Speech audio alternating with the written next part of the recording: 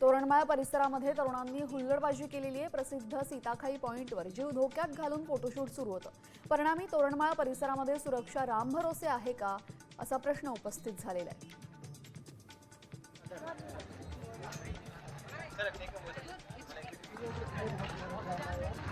पर्यटनवाले एवढे रिस्क घेऊन फोटो काढतात।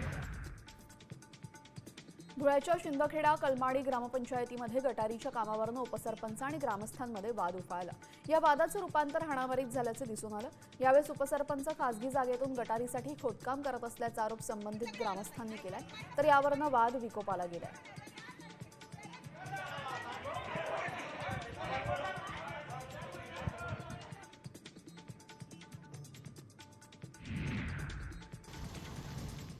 नंदुरबार जिल्ह्यातील पुलांचं सर्वेक्षण करण्यात येणार आहे। यातील कमकुवत असलेल्या 8 पुलांचं स्ट्रक्चरल ऑडिट केलं जाणार आहे। पावसाळा सुरू झाला असला तरीही अद्याप ऑडिट झालं नसल्यामुळे जिल्हा प्रशासनाच्या कार्यप्रणालीवर आता प्रश्नचिन्ह उपस्थित होत आहे। सरकारनं लादलेल्या करवाढीच्या निषेधार्थ जळगावमध्ये बार असोसिएशननं बंदची हाक दिली। दारूवरील वॅट दुप्पट केल्यामुळे हॉटेल आणि बार उद्योगावर आर्थिक भार अनेक पटींनी वाढलाय।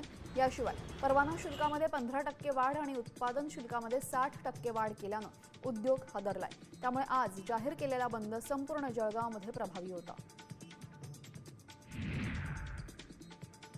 जळगावातल्या एरंडोलमध्ये उड्डाणपुलाखाली मोकाट जनावरांमुळे वाहतूक कोंडी होतीये।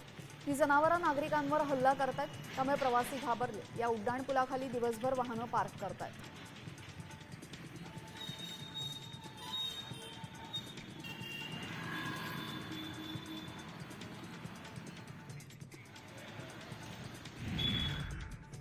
आता isakal.com आहे देशातील नंबर 1 ची मराठी न्यूज वेबसाईट। प्रत्येक अपडेटसाठी isakal.com ला नक्की भेट द्या।